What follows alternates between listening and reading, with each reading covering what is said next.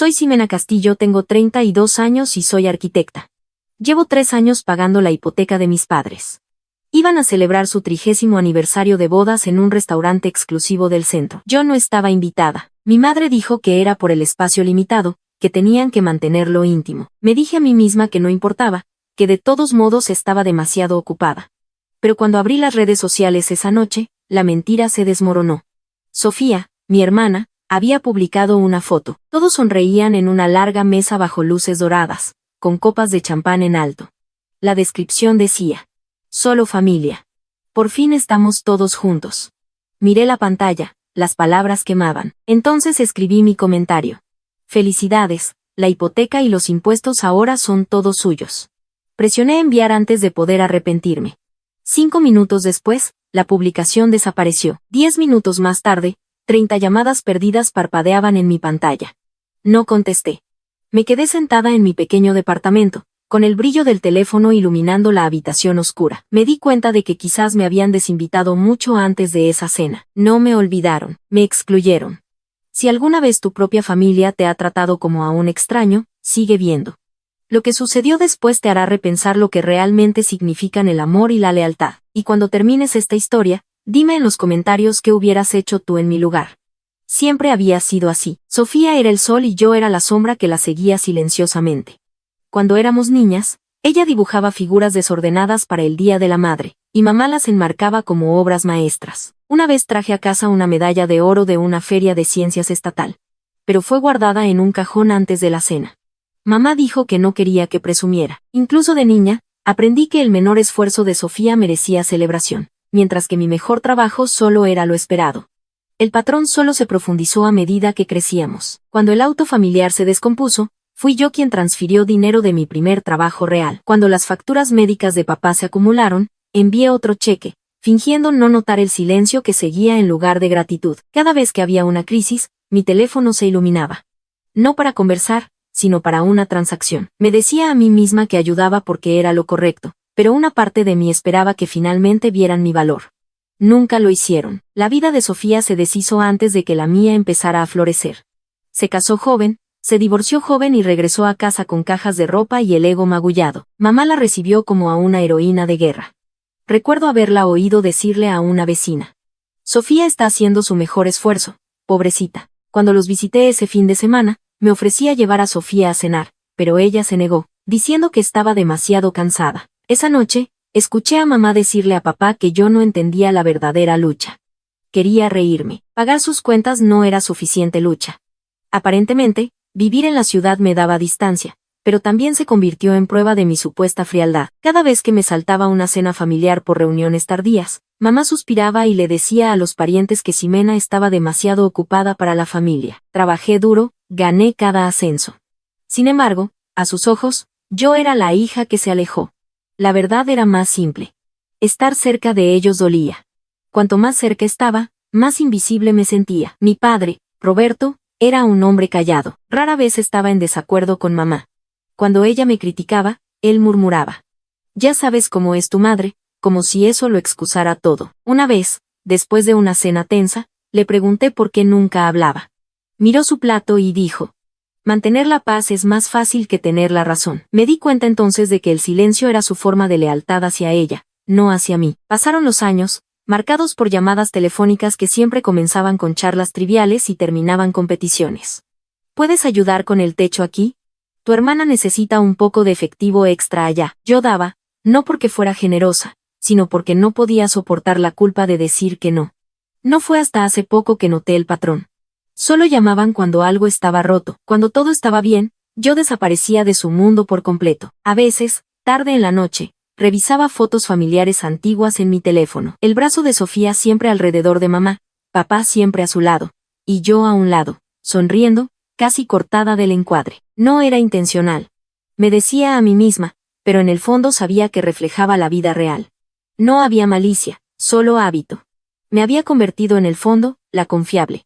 La invisible. La gente dice que la familia es incondicional. La mía venía con términos, tasas de interés y deudas no dichas. Yo era la red de seguridad bajo sus vidas, estirada pero nunca reconocida. Durante mucho tiempo, me convencí de que el amor significaba sacrificio. Solo ahora empiezo a preguntarme si para ellos era simplemente conveniencia. Una semana antes de la fiesta, mamá llamó. Su voz era dulce de esa manera exageradamente cuidadosa que siempre significaba que venía algo desagradable. Dijo que esperaba que estuviera bien, que el trabajo debía mantenerme ocupada, y que ella y papá estaban finalizando los asientos para su cena de aniversario. Ya podía escuchar la vacilación formándose antes de que lo dijera. Había asientos limitados en el restaurante, explicó, y las cosas se habían complicado con primos y viejos amigos confirmando en el último minuto. Dijo que esperaba que entendiera que no era personal, que me quería mucho. Me senté en mi escritorio escuchando su voz resonar por el altavoz, medio distraída por el zumbido de mi computadora. Las palabras no dolieron de inmediato, simplemente se quedaron ahí, pesadas, esperando que el significado las alcanzara. Le dije que estaba bien, que deberían disfrutar la noche. Sonó aliviada, casi alegre cuando se despidió. Una hora después, un mensaje de Sofía iluminó mi teléfono. No te lo tomes como algo personal, escribió, seguido de un emoji sonriente. Lo miré más tiempo del que debería. Sofía siempre tenía una manera de convertir la simpatía en superioridad. El mensaje no era consuelo, era la confirmación de que me habían excluido, y ella lo sabía. Escribí una respuesta y la borré 3 veces antes de dejarla finalmente en blanco. Esa noche en la oficina, Nadia notó mi silencio. Era el tipo de compañera de trabajo que nunca hacía preguntas innecesarias, pero siempre sabía cuando algo andaba mal. Habíamos compartido la misma fila de cubículos durante 2 años. Y en ese tiempo, había aprendido a leer mis estados de ánimo. Preguntó si quería tomar un café antes de ir a casa. Acepté principalmente para evitar pensar. En la cafetería de la esquina, esperó hasta que hablé primero. Le conté sobre la llamada de mamá, sobre los asientos limitados, sobre el mensaje de Sofía. Nadia revolvió su bebida lentamente, sus ojos tranquilos pero agudos. Solo aman la versión de ti que paga las cuentas, dijo finalmente. La frase cayó como un alfiler en el aire silencioso. Casi me río porque sonaba cruel, pero también porque era verdad. Nadia no lo dijo para ser dura. Lo dijo porque veía lo que yo me negaba a admitir. Le dije que siempre había sido yo quien enviaba dinero cada vez que algo salía mal, que mis padres solo llamaban cuando había un problema que solucionar. Ella asintió como si ya lo hubiera adivinado, luego dijo: deja de arreglar todo. Quería decirle que no era tan simple, que las familias no se rompen limpiamente. Pero la verdad era que no sabía cómo parar. Cuando salimos de la cafetería, el aire exterior se sentía más frío de lo que debería. Las luces de la ciudad se reflejaban en el pavimento mojado, y por un momento, imaginé a mamá y a Sofía sentadas juntas en algún lugar cálido, decidiendo dónde colocar a todos para la cena. Me pregunté si alguna vez hubo un momento en que mi presencia se sintiera necesaria en lugar de inconveniente. Esa noche, entré en línea y pedí un regalo para ellos. No era caro. Solo un pequeño marco de fotos de plata grabado con 30 años de amor. Pensé que podría acortar la distancia, aunque fuera un poco. Lo envolví con cuidado, escribí una tarjeta corta que decía: felicitaciones, deseándoles a ambos muchos más años felices. A la mañana siguiente, lo envié por correo a su dirección y seguí con mi día. 3 días después, apareció una caja en mi puerta. La etiqueta de devolución tenía la letra de mamá. Dentro estaba el mismo marco de fotos, intacto, con una nota que decía: ya tenemos demasiado. Me quedé allí en el pasillo sosteniendo la caja, sin saber si sentir enojo o vergüenza. Las palabras eran educadas, pero el mensaje era claro. Mis esfuerzos eran innecesarios, al igual que mi presencia en su fiesta. Esa noche, Sofía llamó, su voz brillante con el tipo de falsa preocupación que siempre hacía que se me apretara el estómago. Dijo que mamá no había querido herir mis sentimientos, que solo fue un malentendido, que debería tratar de no ser tan sensible. Le dije que no estaba molesta, aunque sentía un nudo en la garganta. Antes de colgar, dijo: ya sabes cómo se pone mamá cuando planea algo grande. Sabía exactamente cómo se ponía mamá, pero lo que más me dolió fue darme cuenta de que Sofía siempre la defendía, incluso cuando sabía que estaba mal. Después de la llamada, me senté junto a la ventana, viendo cómo empezaba a caer la nieve. La ciudad estaba tranquila y mi reflejo parecía cansado. Pensé en lo que había dicho Nadia, que tal vez solo amaban la versión de mí que proveía, que permanecía en silencio, que no pedía espacio en la mesa. Por primera vez, me pregunté si el amor basado en la obligación era amor en absoluto. No lloré. Solo sentí una extraña calma, del tipo que viene después de renunciar a esperar más. Desconecté mi teléfono y me fui a la cama temprano, decidiendo que no quedaba nada por decir. La próxima semana llegaría, la cena sucedería y yo no sería parte de ella. Lo que más me sorprendió fue lo poco que ese pensamiento dolía ya. El sábado por la noche, Mi pantalla se congeló en una sola publicación. Acababa de terminar de limpiar mi departamento, tratando de distraerme del pensamiento de la cena de aniversario que ocurría al otro lado de la ciudad. En el momento en que abrí la aplicación, allí estaba la actualización de Sofía, sentada en la parte superior de mi pantalla como si me estuviera esperando. La imagen se cargó lentamente, píxel por píxel, antes de revelar a todos parados juntos frente al restaurante. Estaban vestidos con trajes blancos coordinados, sonriendo como si la noche fuera un retrato perfecto de amor y armonía. En el centro estaban mamá y papá, con las manos entrelazadas, rodeados de parientes, amigos e incluso vecinos que apenas reconocía. La descripción decía: solo familia. Por fin estamos todos juntos. Mi pulgar se detuvo sobre la pantalla. Por un segundo, pensé que tal vez era un error. Tal vez ella lo había publicado sin darse cuenta de lo cruel que parecía, pero luego vi los comentarios debajo. El nombre de mamá apareció primero. No podría estar más orgullosa. Sus palabras estaban allí como un sello de aprobación a mi exclusión. Siguieron docenas de emojis de corazones de amigos de la familia, mensajes elogiando lo hermosos que se veían todos, lo fuertes y unidos que eran los Castillo. Cada comentario era otro corte silencioso. Leí la descripción una y otra vez como si la repetición pudiera cambiar el significado. No lo hizo. Cuanto más miraba, más frío sentía. La ropa blanca, las sonrisas brillantes, el entorno pulido, no eran solo para celebrar. Eran para actuar. Mi familia no quería honestidad. Querían imagen, querían parecer unidos. Incluso si la unidad significaba fingir que yo no existía. Mis ojos se nublaron un poco, pero me negué a llorar. En cambio, volví a subir, presioné el cuadro de comentarios y escribí lo que me salió naturalmente. Felicidades, la hipoteca y los impuestos ahora son todos suyos. No fue ruidoso. No fue vulgar. Pero fue cierto. Durante 3 años, yo había sido quien se aseguraba de que esa casa existiera. Cada cheque, cada transferencia, cada sacrificio silencioso provenía de mí. Esa foto ni siquiera sería posible sin esos pagos. Presioné publicar y vi cómo las palabras se asentaban bajo la descripción perfecta de Sofía. Luego bloqueé mi teléfono y lo dejé a un lado. Pasaron 15 minutos antes de que lo volviera a levantar. La publicación había desaparecido. Mi barra de notificaciones parpadeaba sin parar con mensajes y llamadas perdidas. Los números subían rápido, 10, 20, 30. El nombre de mamá aparecía más veces. No contesté, solo me quedé sentada mirando el teléfono vibrar sobre la mesa, sintiendo el peso de cada zumbido. Cuando finalmente se detuvo, llegó un mensaje. ¿Cómo pudiste avergonzarnos así? Estás siendo egoísta. Puse el teléfono boca abajo y me recosté, dejando que el silencio se asentara. La palabra egoísta se repetía en mi cabeza hasta que casi perdió sentido. Me habían llamado muchas cosas en mi vida: fría, distante, demasiado enfocada. Pero egoísta era una nueva invención. Mi pecho se apretó, no por culpa, sino por incredulidad. Después de todo lo que había hecho, después de cada factura que había cubierto, cada pago atrasado que había arreglado, todavía lograban pintarme como la villana. Me paré junto a la ventana, mirando la calle de abajo. La nieve había comenzado de nuevo, silenciosa y persistente. En algún lugar al otro lado de la ciudad, probablemente todavía se estaban riendo, tal vez ya en casa después de la cena, llenos y satisfechos. Imaginé a mamá contando el momento en que comenté, a Sofía defendiendo su publicación, a papá sin decir nada en absoluto. De esa última parte al menos podía estar segura. Hice té solo para tener algo que hacer con mis manos. El hervidor silbó llenando el pequeño departamento con vapor. Pensé en los últimos 3 años, en cada vez que iniciaba sesión en mi cuenta bancaria para transferir el pago de la hipoteca, diciéndome a mí misma que era temporal, que algún día las cosas serían diferentes. Nunca cuestioné por qué lo estaba haciendo. La familia necesitaba ayuda. Y eso era lo que hacían las buenas hijas. Ni siquiera puse mi nombre en las escrituras. Me dije a mí misma que no necesitaba el crédito. Estando allí de pie, me golpeó todo a la vez. No solo me habían excluido de su mesa. Me habían excluido de su gratitud hacía mucho tiempo. Ya no me veían como una persona, solo como un recurso. Y esa publicación, esa foto perfecta, era la prueba.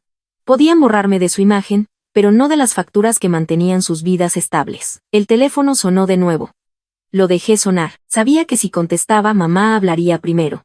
Su tono goteando decepción en lugar de remordimiento. Ella me diría que la familia no debería sacar los trapos sucios en línea, que las apariencias importaban más que los sentimientos. Y nunca se daría cuenta de la ironía de que yo había estado manteniendo intactas sus apariencias durante años. Eventualmente, las llamadas cesaron.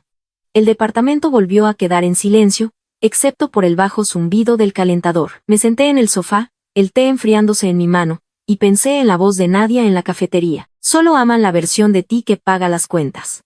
No era solo una observación inteligente. Era una profecía. Eché un último vistazo a mi teléfono antes de apagarlo por completo. La luz se desvaneció de la pantalla y, por primera vez esa noche, el silencio se sintió pacífico. En algún lugar profundo, bajo el dolor, algo cambió. Tal vez fue ira, tal vez fue un despertar. Aún no lo sabía. Todo lo que sabía era que había terminado de ser la patrocinadora invisible de su imagen perfecta. Pasaron 2 semanas y el silencio se volvió costoso. Había dejado de enviar los pagos de la hipoteca el mismo día que decidí dejar de dar explicaciones. Durante 3 años, mi cuenta había liberado la misma cantidad cada mes como un reloj, sin agradecimiento ni reconocimiento. En el momento en que corté ese flujo, la quietud que siguió fue más pesada de lo que imaginé. La primera semana fue tranquila. La segunda comenzó a zumbar con consecuencias. El martes por la mañana, mi teléfono se iluminó con un mensaje de mamá. El banco sigue llamando. Dijeron algo sobre pagos atrasados. ¿Está todo bien? Estaba escrito con falsa confusión, del tipo que esconde acusación bajo la cortesía. Lo leí 2 veces y no contesté. Unas horas después, envió otro. No queríamos molestarte, pero dicen que es urgente. La palabra urgente era su forma favorita de manipular la culpa. Casi podía escuchar su suspiro entre líneas, el tono practicado de una madre que creía que el amor significaba control. Para el viernes, Sofía se unió. Su publicación apareció en las redes sociales, pública para que todos la vieran. Algunas personas olvidan quién las crió. Se leía junto con una foto de ella sosteniendo la mano de mamá. Los comentarios eran predecibles. Simpatía, validación, preocupación. Mantente fuerte, escribió a alguien. La familia puede ser la que más duele, dijo otro. Sofía respondió a cada uno con emojis de corazones y caras llorando, interpretando el papel que había perfeccionado. Hija devota, hermana leal, víctima de la frialdad de otra persona. Desplacé el hilo una vez, cerré la aplicación y dejé caer mi teléfono en el sofá. Me negué a darles la satisfacción de una respuesta, pero ignorarlos no impidió que la realidad me alcanzara. 3 días después, un sobre del banco llegó a mi buzón. Al principio, pensé que era un error. No había vivido en esa casa durante años, y se suponía que todos los lazos financieros estaban limpios, excepto los pagos que decidí enviar. El sobre se sentía pesado, su papel grueso y oficial. Lo abrí y escaneé la primera página. Mi nombre estaba impreso en letras negritas en la parte superior. Ximena Castillo, prestataria y aval. Por un momento, no pude respirar. La carta no era sobre pagos atrasados. Era sobre un nuevo refinanciamiento. Los números eran desconocidos, más grandes, más riesgosos. La casa había sido refinanciada bajo mi nombre 2 meses antes. Releí la página, buscando un error, una errata, cualquier cosa.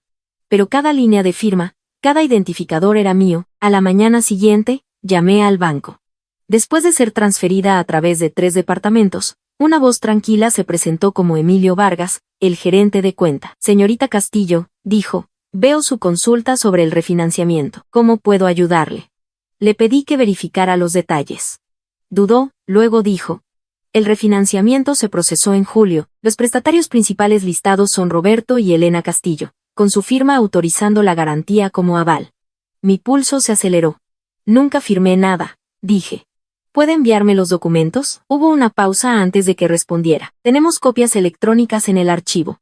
La firma coincide con autorizaciones previas. Parece consistente. La palabra consistente golpeó como una cuchilla. Alguien había usado mi firma digital, mis datos de autorización guardados de transacciones anteriores. Presioné más, pidiendo marcas de tiempo, direcciones IP, confirmación del método de firma.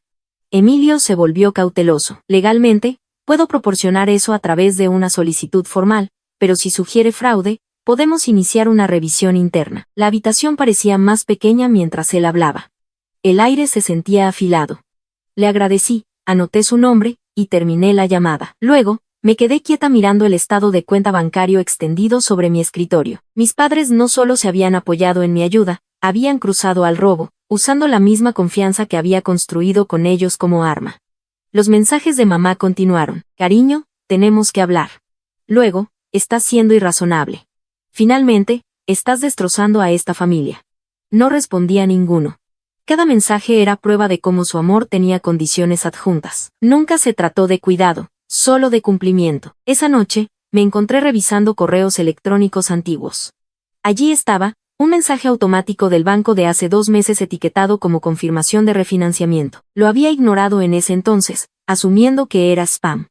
El PDF adjunto ahora contaba la historia completa. El formulario fue firmado digitalmente bajo mi nombre usando el correo electrónico, y las credenciales de acceso vinculadas a la cuenta conjunta, que una vez compartí con papá para las transferencias de pago. Había dejado ese acceso abierto, confiando en que no lo mal usarían. Esa confianza se había convertido en su punto de entrada. Imprimí cada documento, resalté cada fecha, cada código, cada nombre. La pila de papel creció gruesa, cada página prueba de traición. Cuando llegué a la última, mis manos temblaban, no de miedo, sino de claridad. No quedaba ningún malentendido por arreglar. No habían tropezado con este error. Lo habían planeado. El refinanciamiento requería 2 verificaciones. Ambas se aprobaron con 10 minutos de diferencia.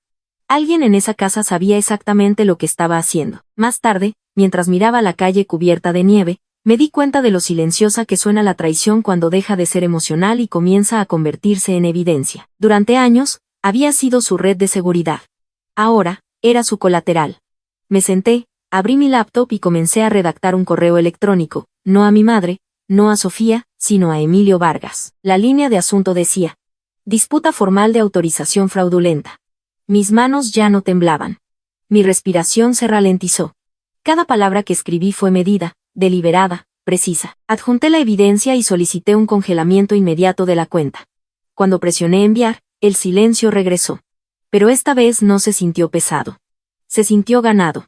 Ya no estaba congelada. Ellos lo estaban. Para finales de octubre, la verdad tenía intereses. El frío en el aire coincidía con la agudeza que había echado raíces dentro de mí. Me reuní con el licenciado Carlos Bernal, un abogado de bienes raíces conocido por su precisión y paciencia. Su oficina estaba llena de expedientes de casos, estantes llenos de victorias silenciosas. Leyó mis documentos en silencio, sus ojos estrechándose solo una vez cuando llegó al acuerdo de refinanciamiento. Luego se reclinó en su silla y me miró fijamente. Señorita Castillo, dijo, esto es falsificación de manual. La autorización electrónica fue reutilizada sin consentimiento. Quien haya accedido a sus credenciales cometió fraude. Sus palabras no me sorprendieron, pero escucharlas en voz alta hizo que algo dentro de mí se asentara.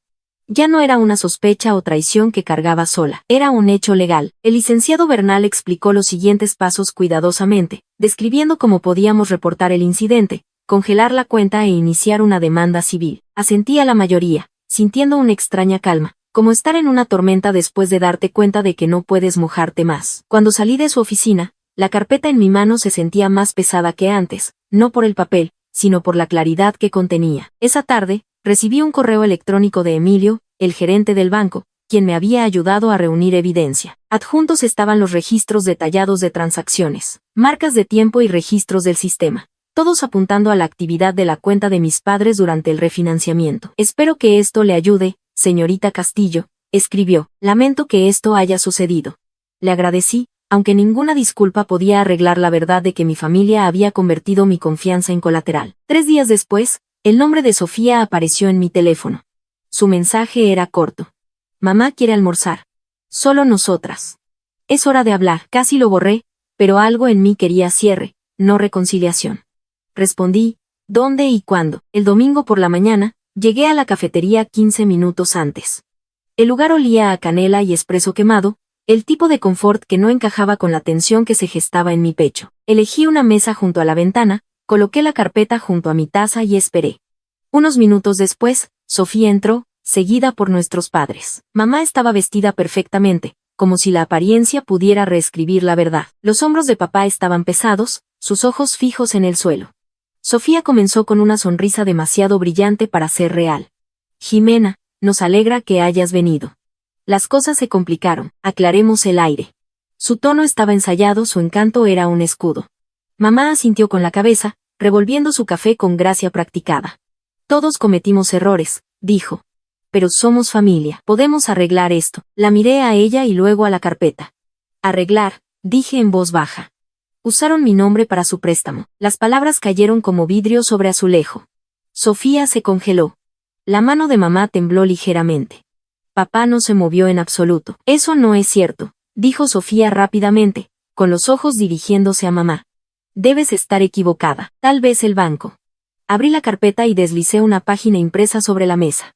Mi nombre estaba sobre la firma digital, con marca de tiempo y verificada. El banco no hizo esto, dije, ustedes lo hicieron. Los labios de mamá se separaron, pero no salieron palabras. Su rostro perdió su calma practicada. El silencio de papá se volvió más fuerte que cualquier confesión. Casi podía escuchar el zumbido de la máquina de café detrás de nosotros llenando el vacío. Metí la mano en mi bolso y saqué mi teléfono. ¿Quieren hablar de errores?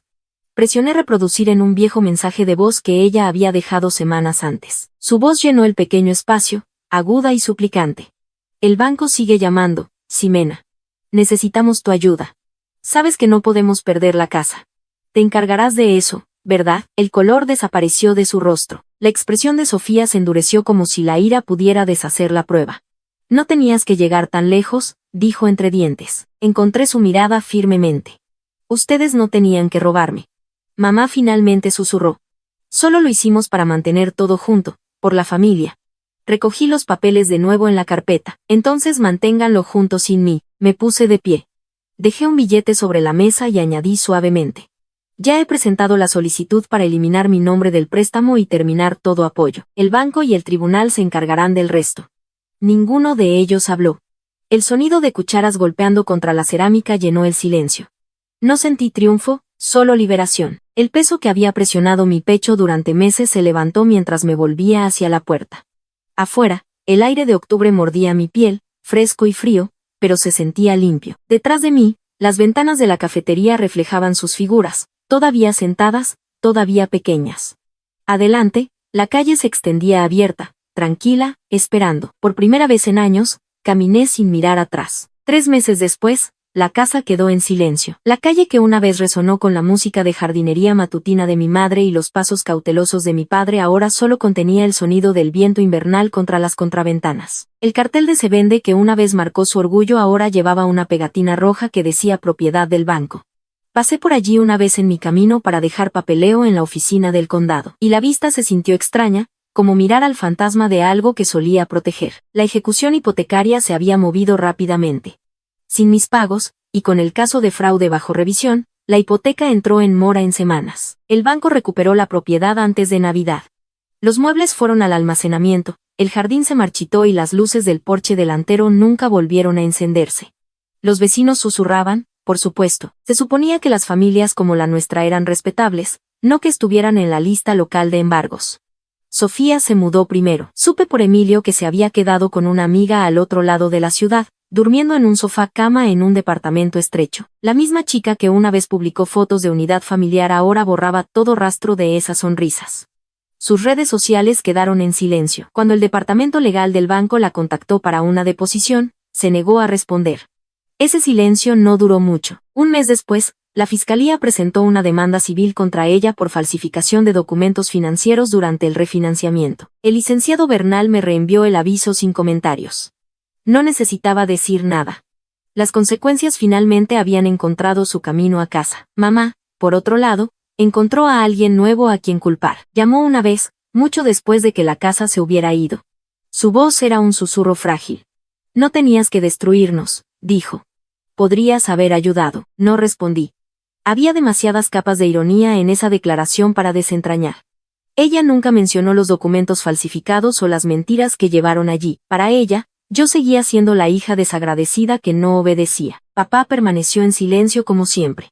Me pregunté si estaba de acuerdo con ella o si el silencio era simplemente su forma de sobrevivir. De cualquier manera, ya no importaba. La familia que una vez traté de salvar ya se había derrumbado mucho antes de que el banco tomara la casa. La primera semana de febrero, me mudé a un nuevo departamento en otra ciudad. Era pequeño pero lleno de luz, con ventanas que daban a un parque estrecho donde los niños caminaban a casa desde la escuela todas las tardes. Compré muebles de segunda mano, los armé yo misma, y por primera vez en años, cada objeto en la habitación me pertenecía únicamente a mí. No había aviso de hipoteca, ni cobrador de deudas, ni voz exigiendo explicaciones, solo tranquilidad. Cada mañana preparaba café, y veía caer la nieve sobre la ciudad. A veces pensaba en Sofía y me preguntaba si me culpaba o si finalmente veía la verdad. Otras veces pensaba en el jardín de mi madre, como solía decir. No se puede cultivar nada en el frío.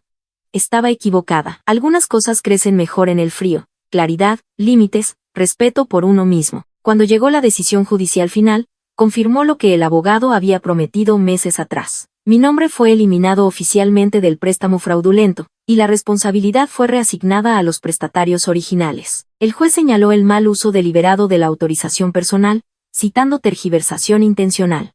Al leer esas palabras, no sentí satisfacción, solo cierre. Fue el final limpio que había necesitado, pero que nunca pensé que obtendría. Emilio envió un breve correo electrónico esa misma tarde.